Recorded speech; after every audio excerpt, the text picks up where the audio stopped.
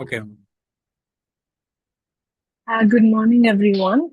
So, on behalf of the MS Swaminathan Research Foundation and the Coastal Resources and Fisheries Program, I warmly welcome all of the participants to the MSS at 100 webinar series.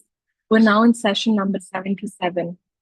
MSSRF is celebrating the birth centenary of our founder, Professor MS Swaminathan, a global leader in agricultural science, food security, and sustainable development. The year-round celebrations highlight his vision for sustainable and equitable growth through national events, farmers and fishers meet, regional level discussions, workshops, exhibitions, and melas. So, as part of the centenary celebrations, we're hosting this webinar series with the support of the HCL Foundation titled Celebrating Professor MS Swaminathan's Legacy in Fisheries and Coastal Resource Management. Today's topic is From Fish to Feed, Ecological and Socio-Economic Realities of the Reduction Fisheries Sector in India. So it's now my great pleasure to introduce today's guest speaker, Ms. Haripriya. She's a Senior Program Associate at the Reduction Foundation within the Sustainable Fisheries Program.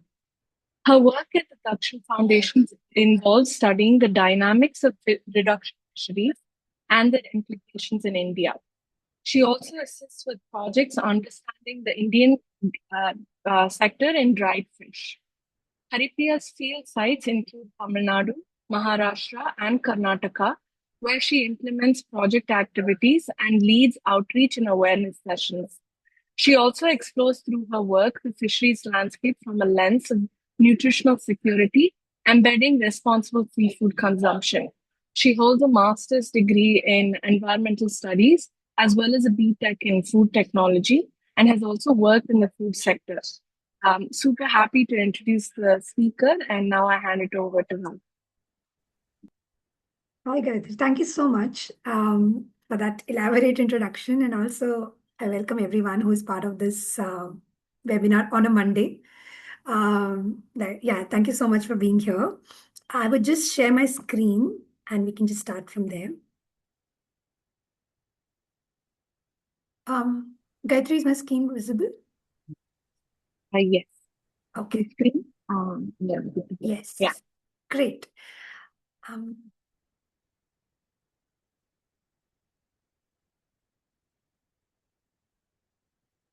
Cool.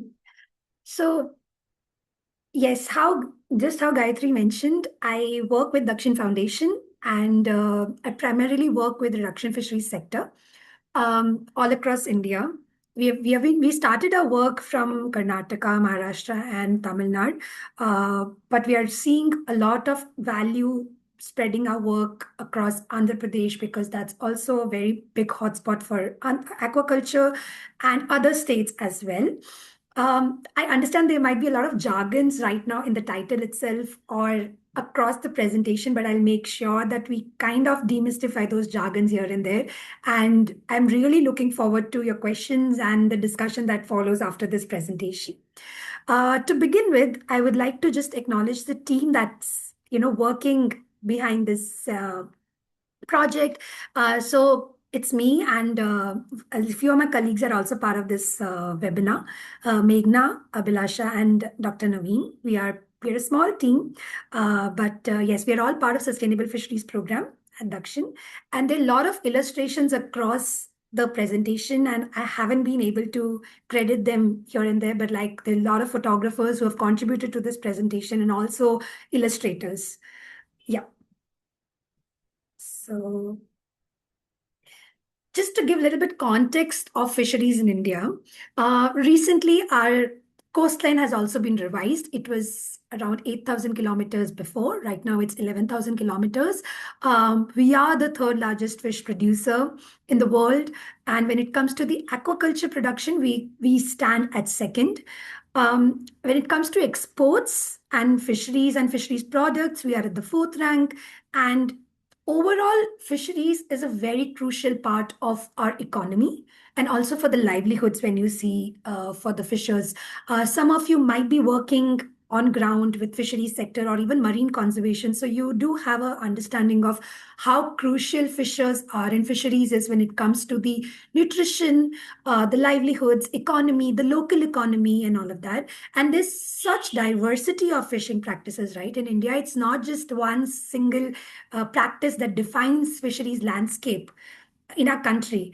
And so does the demographics. Demographics change in each site, each state. The women, the contribution of women is usually invisibilized, but like there's so much work that goes behind post-harvest nodes of fisheries where women come in play. So there's a lot of socio-political dynamics when it comes to fisheries, and it's not very easy to decipher all parts of it, which is where we understand that the reduction fisheries sector in general, which I'll come in a couple of slides, is also something that's the scale is quite unknown in India. There's a lot of diversion that happens for nutrition, for the feed for aquaculture. However, what's actually going inside us is something that we have been trying to understand, trying to comprehend in past 5 years.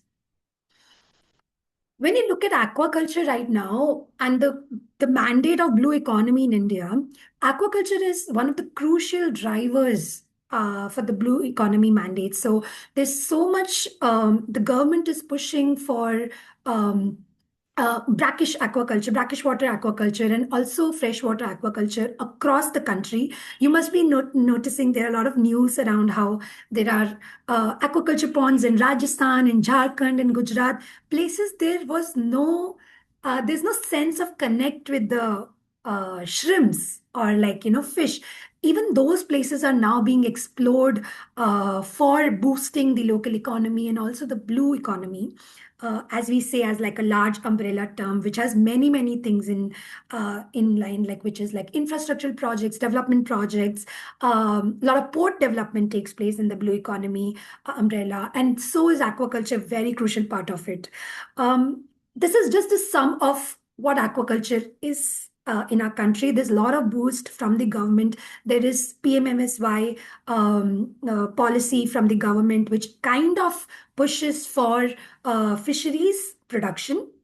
There are a lot of certification agencies that are also working in India, which BAP is Best Aquaculture Practices, and there's also ASC, which is Aquaculture Stewardship Council.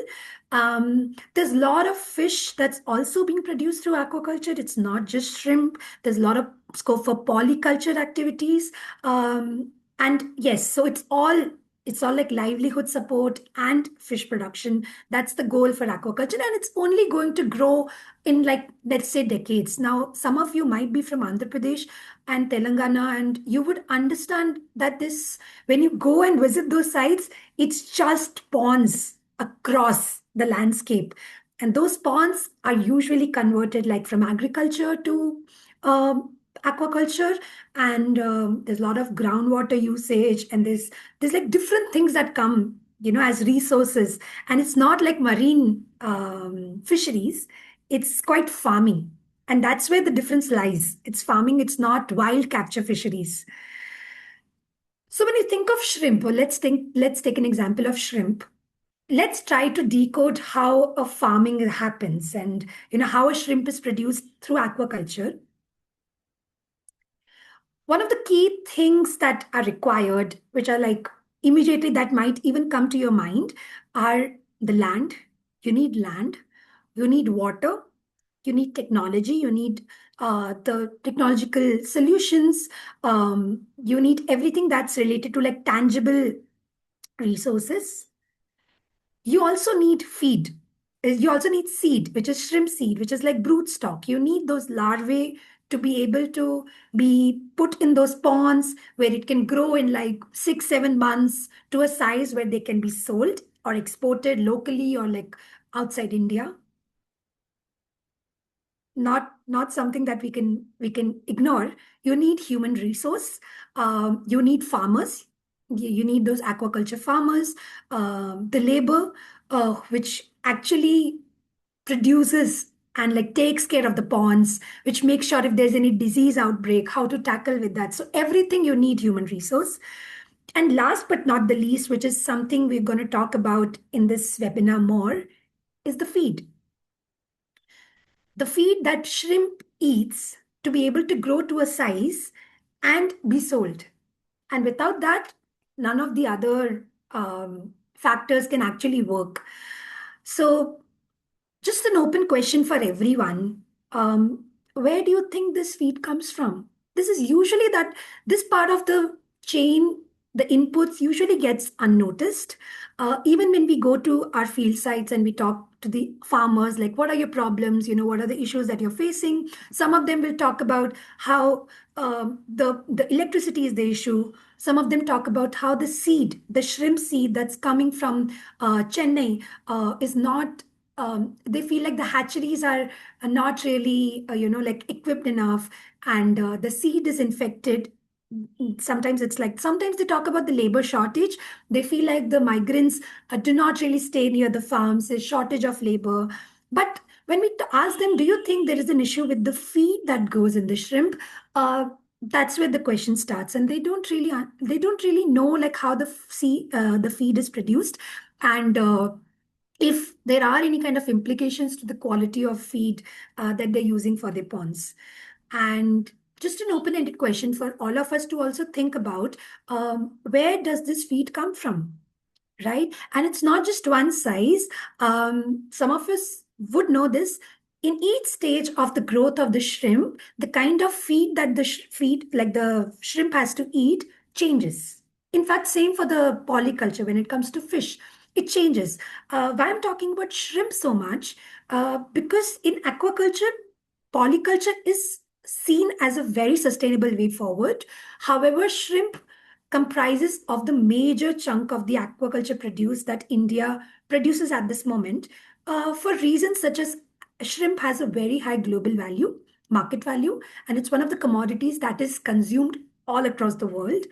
Fish in general, when it's produced through aquaculture, is used for domestic nutritional requirements. By domestic, I just don't mean within Andhra Pradesh or like within the states that the aquaculture exists, but also across. It can include tribal belts. It can include even like from west coast to east coast kind of transportation. So this aqua feed, where I be using these terms very loosely. Feed, animal feed, aqua feed. These are the terms you might be hearing from me, like loosely being used, but I mean them in synonymous way.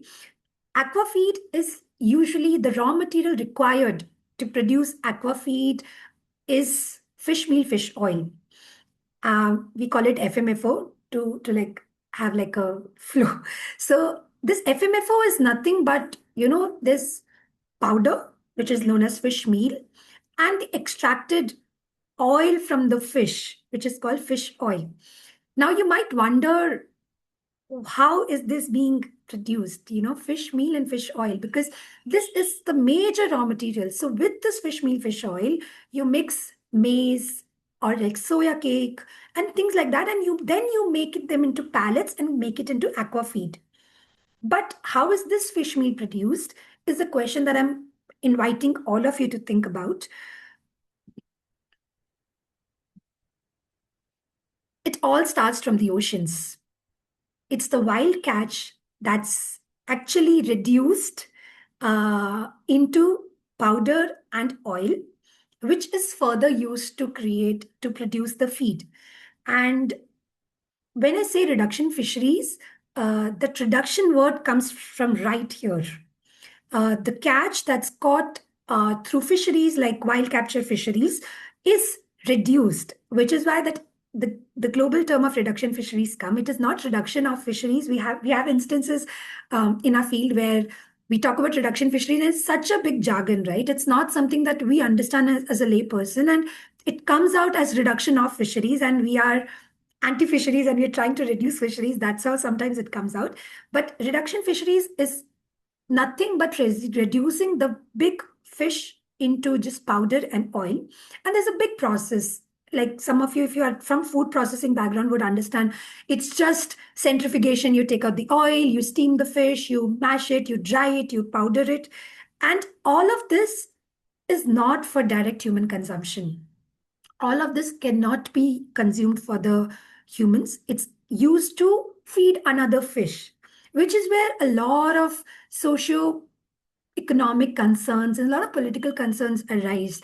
Like, is it okay to use a fish for instead of your human consumption and using it for the another fish production? And some of these questions we would try to understand throughout the presentation. But please feel free to write your questions because this is very crucial part of this presentation. And if you have any doubts, we can discuss this after this. Yes, talk. So as I mentioned, all of this, I mean, why are we even discussing this reduction fisheries, right? Like all of this is the scale of it is quite not understood so far in the scale in the space. The entire functioning of the sector, like who is involved, um, what are the nodes in the value chain that are contributing to this fish meal fish oil sector? Where is this demand coming from? And all of these are the questions that we don't have answers much through literature. If you're working in fishery sector, you would know that how bycatch is a big issue. And we think of bycatch that how there's so much non-targeted catch coming from fisheries. However, the research ends there. What happens to that bycatch is quite not understood very clearly across the chain. And this is where Dakshin Foundation is trying to intervene. And we are following an approach which is value chain approach, which is like we focus on the value chain and we try to understand the like we try to find answers to the complex wicked problems through a value chain approach. We talk to each node and try to generate information from all the people who are involved across the chain, because humans, like the people who are the stakeholders, the actors who are involved in this chain, would have the kind of rich information they have with them is something that we as outside researchers cannot really produce. And which is where we work a lot with the communities, and this is where this entire value chain approach comes in. Some of the key things that we want to understand is the species utilization. If you see here, I'll show you. um, there's so much catch. When you see visually, it's very mixed catch. We don't really understand on the left side, if you can see, we don't really understand what are the species that are going inside to begin with. Unless we confirm that part, we can't really understand the other parts of the chain, which is where species utilization is very crucial for our team to, get hold on. What are the major actors? What are the demographic differences between different sites? And what are the issues that they're facing? Also, as I mentioned, the scale. Where are the big players? Like where is those hotspots of factories or like the processing units and all of that? And this is just a snapshot of the value chain that I'm talking about. There are fishers, then there's certain nodes of people who are adding value to that fish in some way or the other. Then there are factories, then there are bigger factories, which are like after fish meal, the aqua feed production itself needs another factory because, like I said, you mix other things like maize, soya, and other supplements, nutritional supplements for the shrimp. So there's another set of factories that the fish meal goes to create the feed. And then comes the fertilizer units, the aquaculture consumers, and all of that. And I just want to highlight one more thing here before I forget that the oil that you just saw and also the fish meal that I just mentioned in the previous slide, that's not just going for aquaculture. There's a lot of scope for it to go for pharmaceuticals, cosmetics, and other allied like pet foods. So all of that, there's a lot of other allied sectors that are also consuming this fish meal fish oil. Our work currently focuses on understanding the aquaculture sector of it, but having said that, it's not just where it's being consumed. There are many other sectors that are consuming fish meal fish oil, and the scope is great. Like pet foods right now, there's so much rise in the production of pet foods, and it's the wild catch from our oceans that's actually contributing to it. So when someone talks about how sustainable aquaculture is, you can use that as an argument to sort of, play around like how sustainable it is. When we are catching the catch from the wild, from the fisheries, we are anyway creating a lot of pressure on the fisheries. Then how do we claim that something is sustainable? right? So those are the kind of questions I want to leave you with, and we can discuss further. There are no hard right or wrong answers to these kind of questions, but it's important to get into the nuance. And also, it's important to ask the right questions. This is something that we have also heard from our seniors, like, it's okay to not have answers to these kind of things, but it's important to keep asking those questions, and somewhere getting to that, segueing into that kind of space where you are open to understanding it better with a, with a broad lens. Yeah. So when it comes to what is it for our oceans to, like to kind of expose to, a lot of raw material, the wild catch that we're talking about in India comes from large scale fisheries. So you may understand, right? There's a small scale fisheries that's quite traditional, quite artisanal. A lot of local fishing communities collectively fish. However, there's another set of fisheries that falls in the category of large scale fisheries, which we have trawlers and purseaners in India.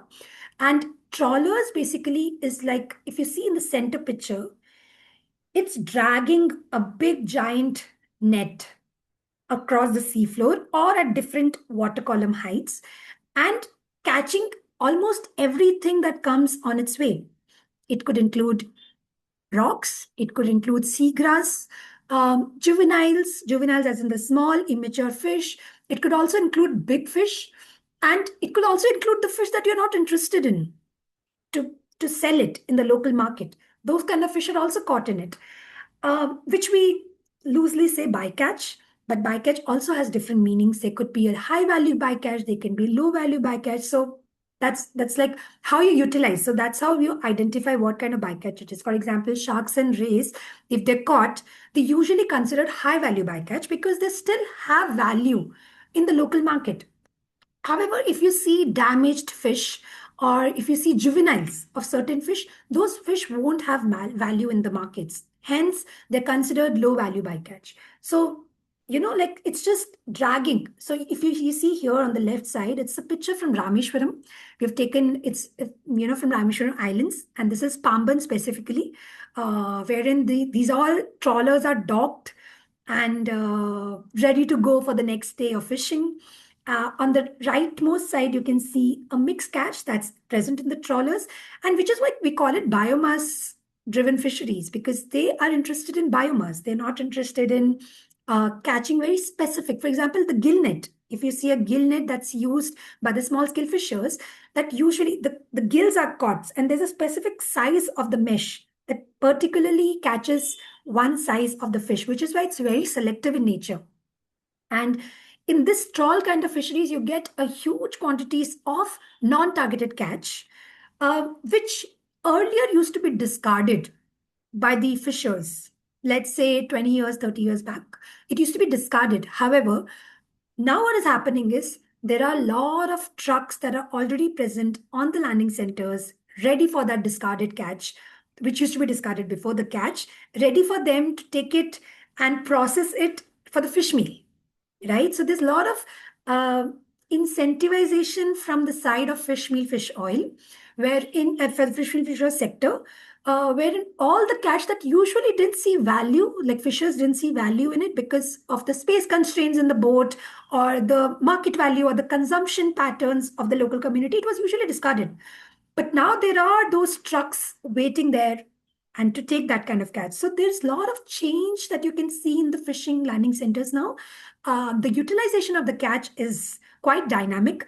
Even when we visit after every season, every second season, when we revisit the landing centers, we do observe some changes from how it was before. And they're quite dynamic because they have to keep up. Economy is the keyword, right? So whatever the economy is demanding, they just keep shifting the utilization of the catch. Some of the results from our sites in Mangalore and Kotepatnam. Kotepatnam is in Ramanathapuram district, and Mangalore is in Karnataka. So this slide is for us to just go through this diversity of trawlers in India. One side, we have these Mangalore trawlers going for 15 days. Imagine the size of the fleet going for 15 days. will have at least 10 crew members, and they will have a lot of space in the boat to store and to decide which fish should be iced, which fish should be salted, which should be just let it be, because so they can use it for fish meal, because you don't really need an iced fish to be going for fish meal. So a lot of decision making happens in the boat. Same on the right side, if you see on the Tamil Nadu side, uh, there the fishing trip is only for 1 day, and it's not like 15 days. It's very small trawl boat, and compared to that one, that might just look small scale, and there maximum just 3 to 4 to 5 crew members that can go in a boat, and the scale is diverse. So if you look at the species here, in Mangalore, when we studied, we caught in the bycatch, that the catch that's, if you see on the right picture, you may make, you can imagine it. We used to get a sample from the boats and the species utilization, the first part of our study, right? So we tried to just understand what species are even going for this. So there were anchovies, there were shrimps, there were pufferfish, crabs, mackerels, even mackerels. So a lot of small fish, which are less than 25 centimeters in the maturity stage. Those fish were also going for reduction fisheries. And same for similar thing for Tamil Nadu. We saw pony fish, we saw shrimps, we saw some of the species that are not locally consumed, like mantis shrimp. But we also saw scads. Scads are consumed in Tamil Nadu. So squids also. So there's a lot of diversity in the fish that's going. It's not just one or two. Now imagine the scale. It's just from one season data from two sites. Now let's talk about across the Indian coast. Now it's starting from Gujarat to, like everything. So all these sites, each state has so many landing centers, and the scale of the, this reduction cache that's going for fish meal, fish oil production. Now you can imagine, right? It's just so huge. And one thing that we really noticed very like distinctly was the overlap between the fish that was being diverted for fish meal and also the fish that was locally consumed by the communities. Like I mentioned, the anchovy, the scads, the mackerels, these are the species that were traditionally consumed by the local communities. And the overlap, you would also be surprised, it's quite large. When you see in Maharashtra. So all the dark areas in the pie charts are the overlap. So in Maharashtra, there's 78%. In Karnataka, it's 71%. In Tamil Nadu, 91% of species by number are overlapping between the fish that's going for fish meal and it's being consumed. So you can see a sense of there must be local communities friction, so the questions arise, are the local communities getting adequate nutritional support from the local fisheries? Right? So these are the questions that also intrigued us as well. And here are the snapshots of trawlers getting the catch, sorting it in the boat.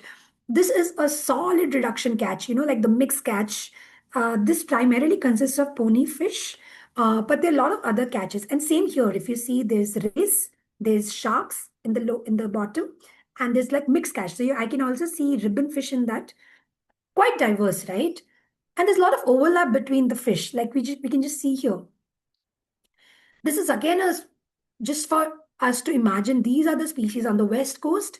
These are the common species that we found that had an overlap. So threadfin bream, also known as rani fish, crabs, ponyfish, mantis shrimp. All these species are consumable by the local communities, also in export market, but they kind of landed in the reduction catch.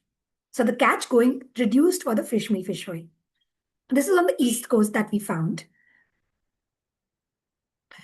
Just when we were confused about, how to really bring these things in a language that's understandable, we explored a platform called Locavore, and we wrote an article which focuses on one fish, which is pony fish, which is also known as Karal mean, also known as Pori mean, if some of you are from Tamil Nadu. How this reallocation of this particular resource away from the fishing communities, what are the challenges that local communities are facing, not just in terms of nutrition, but also in terms of culture and the culinary culture in specific. So those are the things that we have tried to explore through this article. Feel free to scan the QR code, and if you're interested, I can also paste the link after this presentation, or like even when if you reach out to us, we can share that. There's another campaign that I want to really share with you all, which is, again, this is a Maharashtra based campaign that we were running in Malvan, specifically in Sindhudurg district, wherein the specific fishes, like the ones that are present in this poster, are the ones that are have a history of, again, local consumption and also for fish meal, fish oil. These are the species that have a history, right? And we tried to sort of do campaigns with the children, with schools, because we felt it's like a good spot for us to explore and understand, test waters, and see like whether kids have an affinity to eat these fishes. And we wanted to understand what is happening with the young generation, because a lot of them, the parents told us when we were doing survey, that because of the big bones in the small fish, they don't usually give it to their children anymore, which is again something that traditionally it's not the case. So we tried to play around, like we made posters, we tried to excite them around like the codes for each fish. We also using the platforms like Fishbase. Some of you must be aware of that. Fishbase has a lot of, when you particularly put a species name, you will get all the different things like habitat ecology of the fish, the nutritional composition of the fish. So you'll get all the things like the scientific names, also how the scientific names have changed with time. So you'll get all that database. So we use that nutritional composition present in those databases, and we compared it with the Indian Council of the Medical Research. And we compared what is the dietary allowance, the required RDAs, required dietary allowances for each, like women, men, and children. And then we saw that, okay, these fish are rich in this particular micronutrient. So let's promote it in that way. So certain fish are rich in zinc, some are in selenium, so things like that. So we identified those micronutrients, and then we curated this poster and we put it for children in different schools. But also, simultaneously, we also engage with tourists. And it was very interesting. So Malvan is a site where you get high tourism inflow from Goa. And these tourists just come for a day, buy the fish from Malvan and go back to Goa, cook it there. And then we try to, work with them that, do you, what kind of fish species do you prefer? So a lot of them were like seerfish, pomfrets. But we were like, okay, do you want to try mackerel, or do you want to try lizardfish? Do you want to try ponyfish? These are also species. These are locally, they're made like this. This is the way to cook them and all of that. And it's kind of like it was a good interaction with them. So these are the things that we are also looking as a team.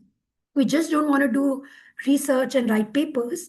That's definitely a goal. But apart from that, it's also to keep engaging with the consumers, especially from a point of view of sustainable or responsible seafood consumption. Once we understood, okay, these are the species and this is the nutritional implications, potential nutritional implications for the diversion, we wanted to understand who are the major actors.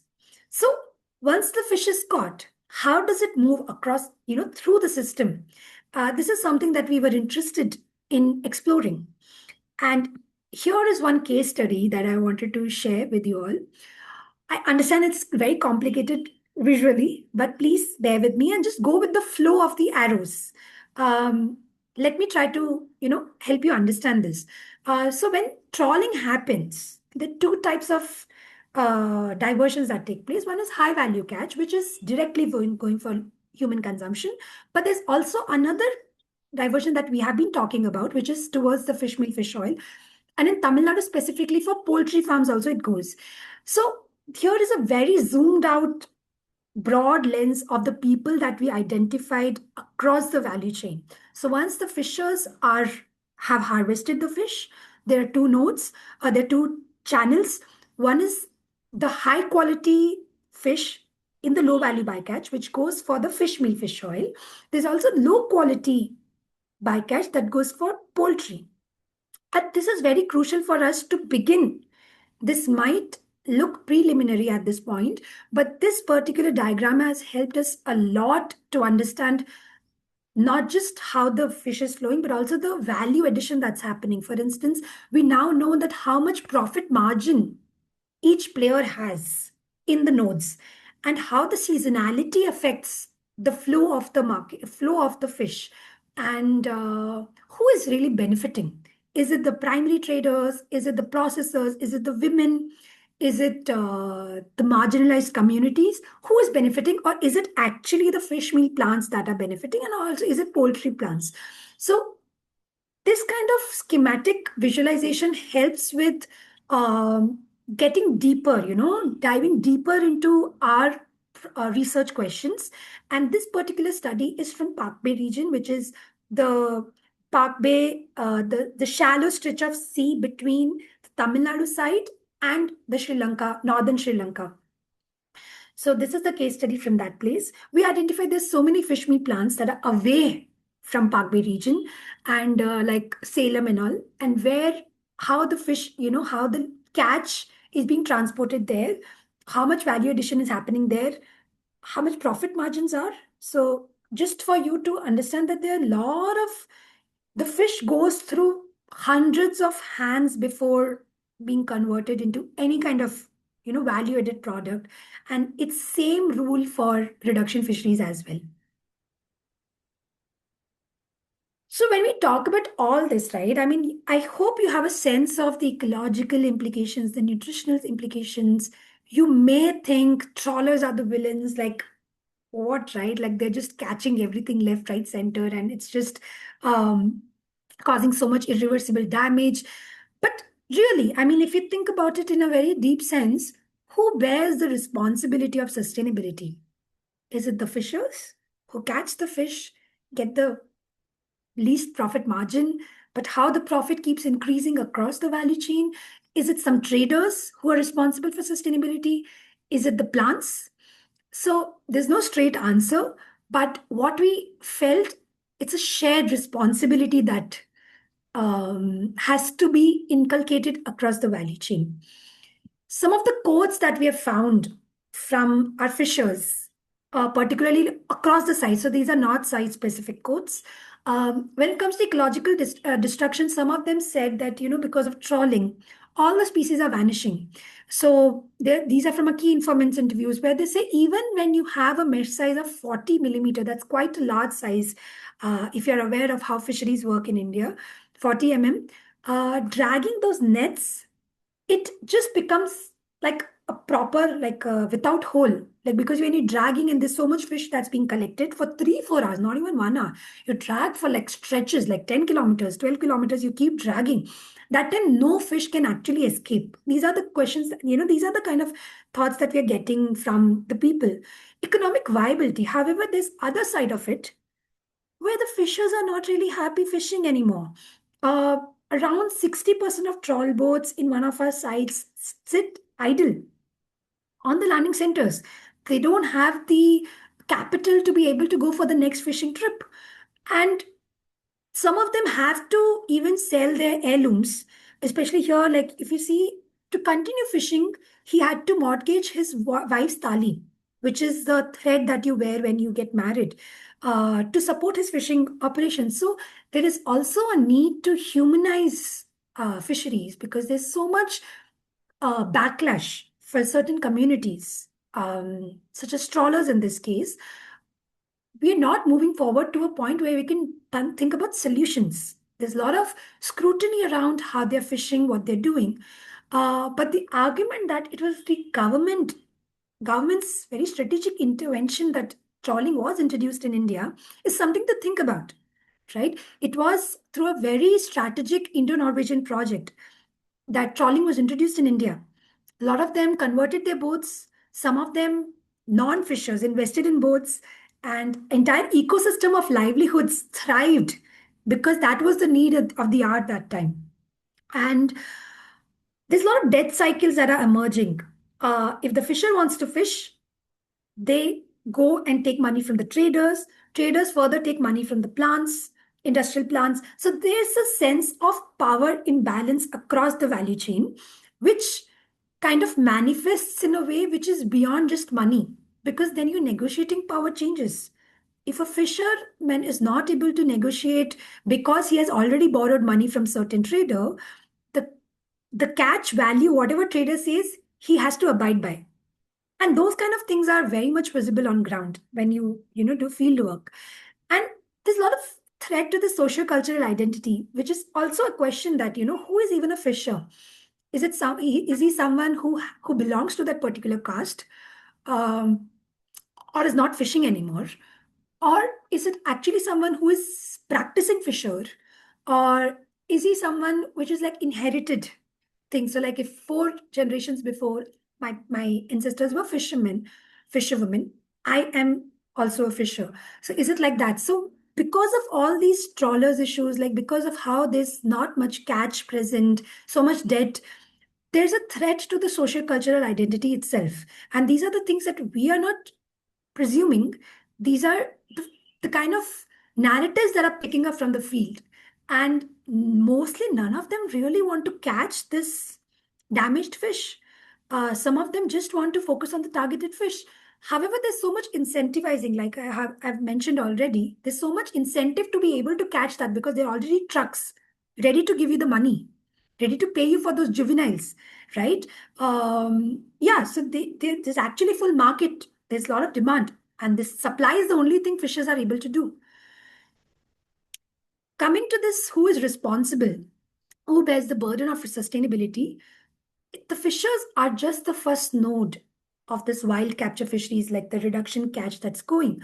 After that, there's so many big players who actually have a lot of uh, a lot of agency in terms of deciding the prices, in terms of deciding the flow of the fish, right?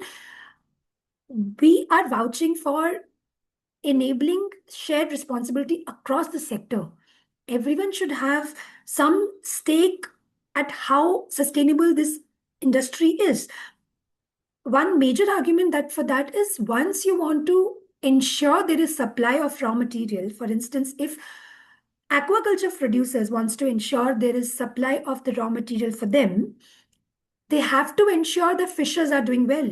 They have to ensure the wild capture fisheries is sustainable, which is when their own profits, their own margins, their own businesses can be sustainable. This is a sort of argument that we play with the people who are in market, because for them it would number of fishes dying, or like how there is so much damage to the corals. These kind of arguments might not really fly uh, practically. Hence, when we talk about businesses, understanding ensuring the supply of the raw material is the way to ensure their profits for your businesses. So, coming to the major question of one takeaway that I would like all of you to have from this presentation, that reduction fisheries, that fish wild capture fisheries being reduced to fish meat, fish oil, which is further giving for aquaculture sector, is it an ecological issue, economic concern, or a nutritional concern? You may actually find uh, kind of like arguments for all of three segments, right? It's an ecological concern as well. It is definitely harming the local economy, and it's definitely jeopardizing with the nutritional well-being of the local communities. What we are telling is it's a developmental concern, and let's think of it that way. We don't want to reduce it to one particular sector. It goes beyond ecology at this point, and the way forward that we are envisioning, as Dakshin Foundation is envisioning for this program, is we want to continue evidence building. We want to continue building the research fraternity that, with the local communities that are present. Especially, we have like programs like Ocean Stewards, we have programs like Coastal Grassroots Fellows. All those people with the staff co-produce evidence. And also, given this such network of people, right, it's only very low hanging fruit to actually do a multi-stakeholder engagements. This is something that we are aiming for. We have been working for like past 6-7 years now in this sector as a team, and we all kind of organically think that multi-stakeholder engagement is actually the solution to be able to develop that shared responsibility. And this might sound very intuitive, but having a lot of trials and errors, we have understood that each player, each actor in this node has their own vested interests in the sector for the valid reasons, right? And when that happens, it's very difficult to bring a shared understanding of the sector's challenges. So a lot of our research, the action research that we're doing, is also to identify those shared goals for all the players.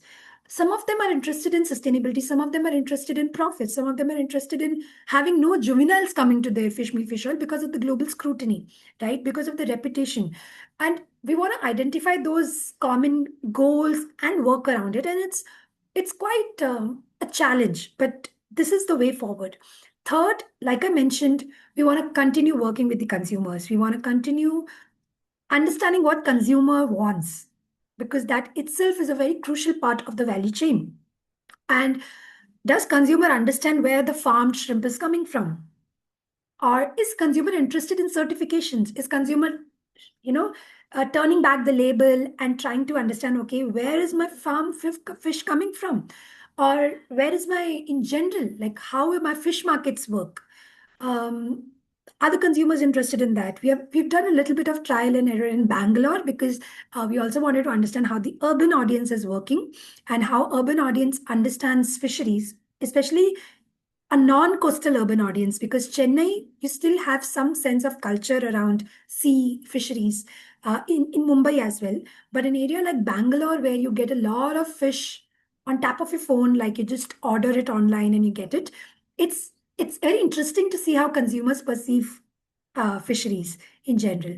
And last but not the least, which is even more crucial for us, is to work with fishers and to develop those low cost, intuitive technical solutions, and also like transformative solutions, because there's a lot of like struggles that fishers are also facing in terms of the capacity of oceans, and in terms of the cash that's coming, the kind of input cost, like the fuel cost that has increased over time. So all these things are quite valid struggles that fishers are facing in this part of, in this part of the year, like in this timeline.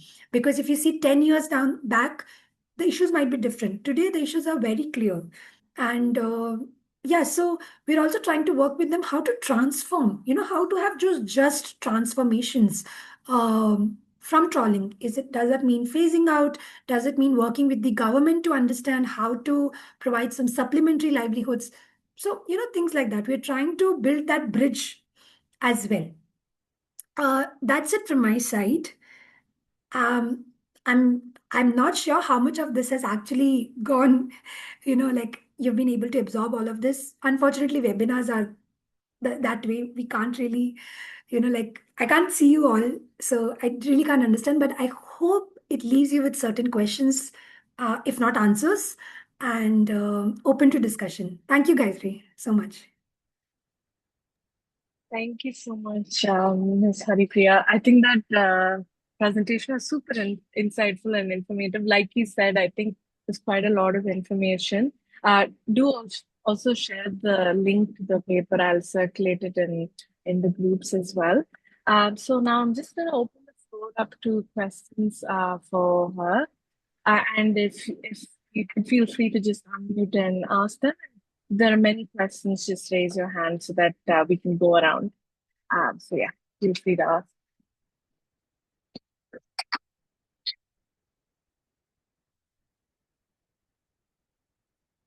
And no question is a bad question. So please just, because I do understand it's a lot of jargons and a lot of things to like absorb. So please feel free to just start the conversation and we can see how it goes. I may not have answers to all, but yeah. Yes. Oh, we have one question. Yes, people, please go ahead. Yes.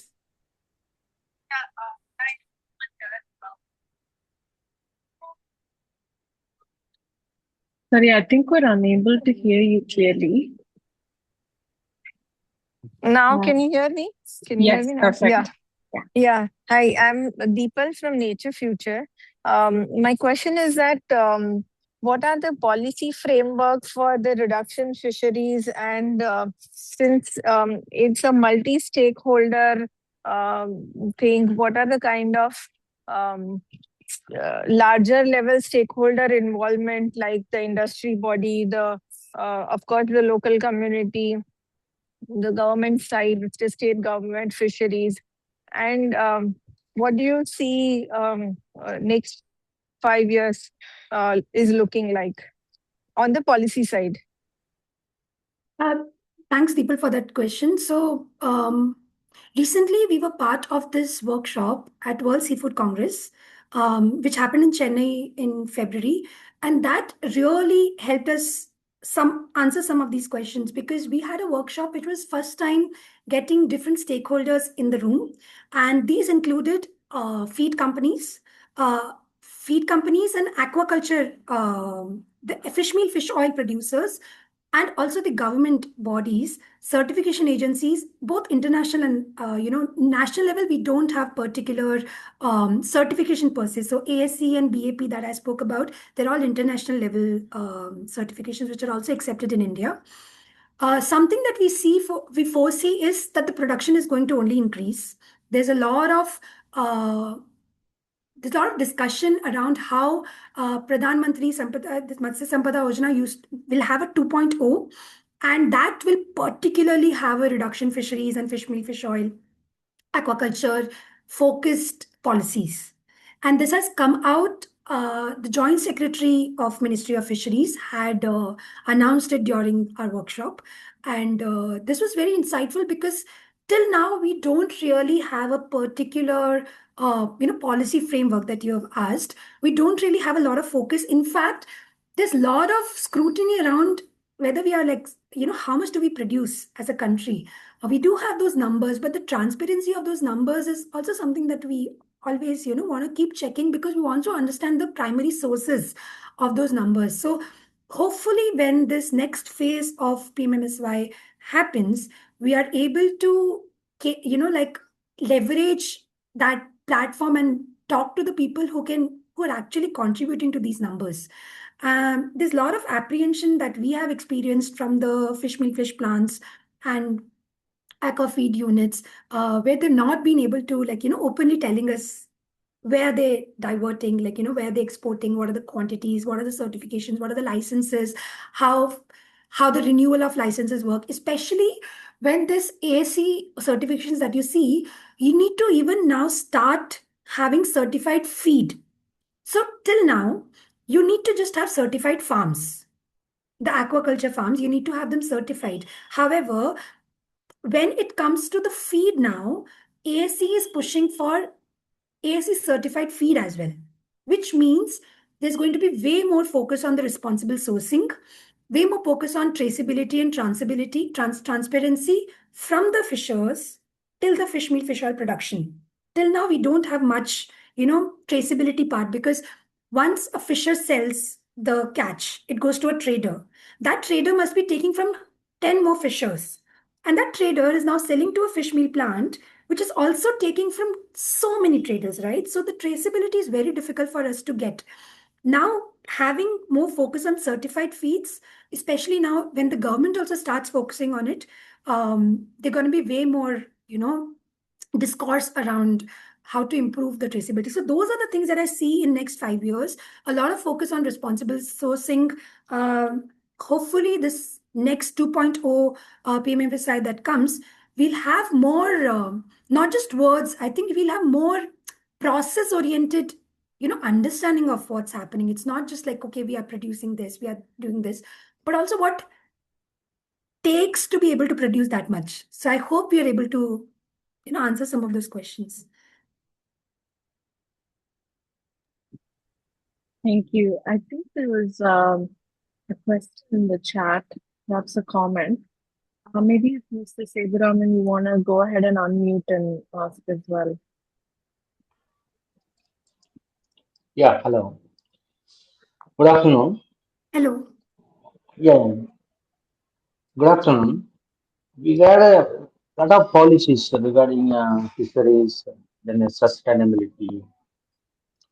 But every year, the sketching, then every year the quantity of catching is coming down. But we got policies. Hello. We got Yes. we got policies. Even though we couldn't control the reduction of fisheries. We had a real policies in India, government of India framed all policies. If go went through the policies, it is super abundant. But in the groundwork, ground field, it is not much. We are not. We are means in every individual is responsible for sustainable of fisheries. How the Yeah. way we have to start initiate. We have to clutch it. So I think if I heard your question and comment right, it was that Yeah. we have drafted quite a few policies, but they haven't really seen the light. And what you're asking is how the way forward is. Is that um, does that capture what you're trying to say? Just to see if I understood it right. We have policies like how to use the trolleys in the fisheries, but at one point we are missing that policy. That's what the Okay. sustainability of fisheries come down.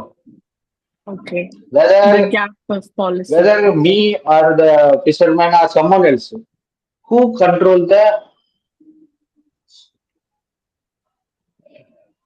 of reduction of fisheries. If Right. someone is operating the trolley, in that we are focusing on the, for example, we are focusing on one species, but multi-species also bycatch. How to control it? We have policy, but we are not controlling it. Right. Who control I, the Who control I think the trolley operator or fisherman? Lot of species are on the beach, it's thrown out. How to control? okay. We have policy, Right. correct? Yeah, yeah. I see what you're saying. Maybe I'll let Haripriya respond to that. Yeah. So thank you so much for that comment. I do understand that multi-species fisheries is very complex as compared to temperate fisheries where we have certain specific fish, fish even coming from large scale fishers. And even in like in different parts of the world, even in like global north, we have certain fisheries only for reduction. Like for example, Peruvian anchovy that's particularly caught to be reduced. Yeah, yeah. There's a dedicated fisheries that exist for that. However, in India, we don't have particular fisheries that is going to the sea, like a boat that's going to the sea only to catch, the fish that's not of value for human. And that's not how Indian fisheries work. Um, Having said that, I do understand that there are a lot of challenges, but to be able to say that trawling needs to be controlled, or like to be able to say that okay, we need to have certain checks and balances, we already have. In trawling we have things like how should be the mesh size, what should be the horsepower, engine capacity, what what season they should be fishing, and when there should be a ban. So on paper and also in existing, like in the what do we say, in the current scenario, we do have those frameworks in place, and there are a lot of abided by. So people, so trawlers have to take a token from the harbor community, and when before going to the sea, and when they come back they have to report that they are back on time, not less than, like not more than how much time they should be at the sea. However, there's a lot of focus on, what we have understood is a lot of focus on villainizing them in a way that they are the people why the fishing, the kind of collapse of the fisheries is happening. But one good thing that I also see, that also is a point for the previous question person that who asked, that government is also trying to push for deep sea fishing now. Like they're trying to see how to transform these existing trawlers and kind of venture into deeper seas, which will reduce the pressure on the existing that 12 nautical mile territorial waters that we are having. So in that way, yes, that's gonna, I mean, what are the repercussions of having deep sea fishing is something we have not comprehended yet. But government is also looking for phasing out slowly to be able to understand that okay, if not supplementary, but can we transform their livelihood altogether? And I do agree with you that there are a lot of policies that are in place, like on paper. Mm, some of them are not very consultative in nature. Some of them have not been like, there's not a public consultations that have happened. And for like, like local constraints or anything that government has faced during the execution of the policy. However, there's a lot of scope for us to do multi-stakeholder level consultations.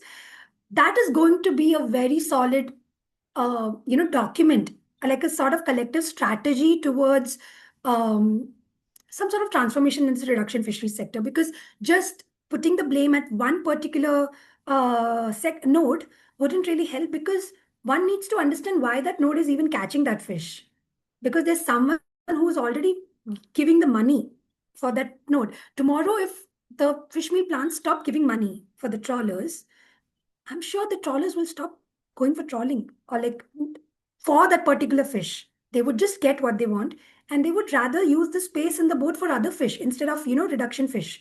So it's how that works, right? Like it's very trickling down effect. So yeah, not sure, Seduman, if I've answered or like your on your comment, but this is what I mean we have been noticing from field. Yep. Thank you so much. And apologies if I mispronounced your name earlier, I think. But I'm not Hi. sure if there are any other questions. Yes. Sir, yes. Thank you for the detailed presentation. My question is related to the previous questions. Actually, nowadays the low value fish catch is very high. It's regularly it's happening because of the fishers, the compensation for the daily fishing activities. For example, they have to spend the 5,000 rupees, means they get some 5.5 and 5.6. Then only they get some gain. So that it will be happening. My question is, what measures are being taken to promote responsible fishing practices? I would again say that as someone like a non-profit, we work with fishers in the scope of the existing frameworks that are already present.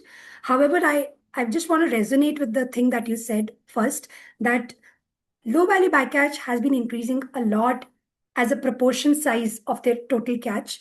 And the fuel subsidy, despite having a fuel subsidy of 1,800 liters or like 2,000 liters a month, they have to go for more than 50% of their fishing trips with the actual price of the fuel.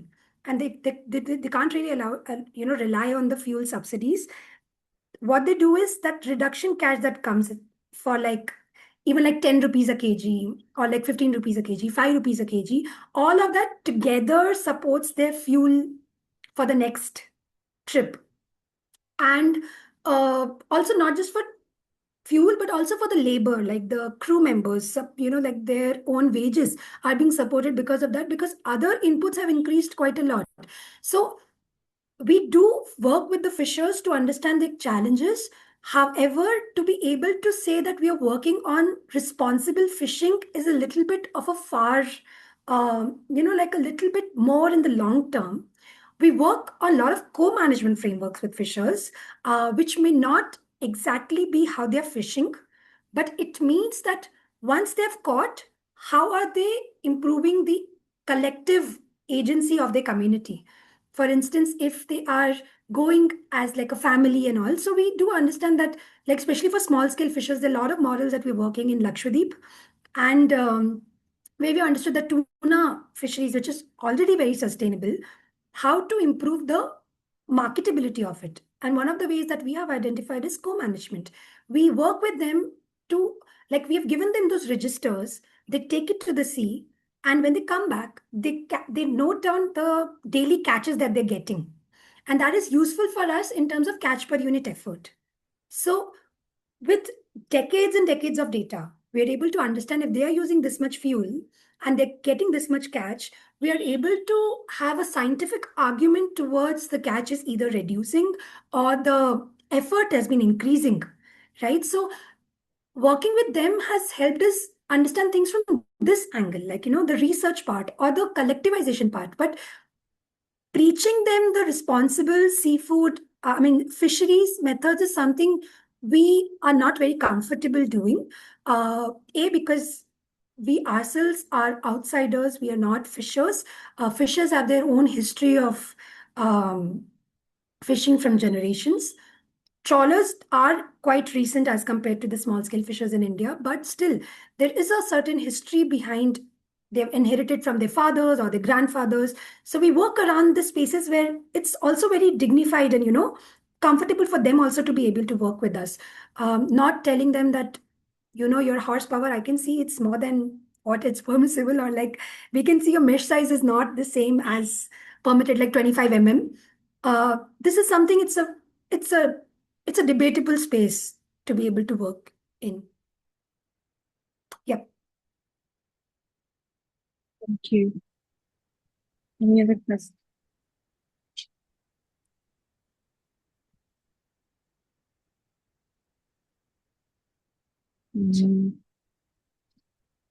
I can't see any more. I think Ms. Haripriya has also left her email ID in the last slide. Hopefully you've noted that down. If not, please do reach out to me as well. I'm happy to share her email ID. I might just go ahead and wrap it off if I see no more questions. Yeah, I don't see any more questions. Great. Thank you so much for your great presentation, as well as patiently and also hosting a very interactive session. I think you're really receptive to questions, which is very nice to see. On behalf of the MSSRF, I extend our heartfelt thanks to today's speaker, Ms. Haripriya from the Dakshin Foundation. It's really lovely to see her present her work, and we've been also hearing from a lot of people from the Dakshin Foundation, and we have 2 more webinars as well scheduled from the foundation. It's really nice to see all of your work. I also would like to thank the HCL Foundation for their continued support to the Coastal Resources and Fisheries program at MSSRF, as well as this webinar series as we make our way to 100 webinars. A special thanks to all the participants for joining again and again. I see a lot of repeated faces as well in the audience. And then with that, I conclude today's webinar. We have another webinar in the afternoon at 3. So please do log in for that as well. And I look forward to seeing everybody in the next session. Bye.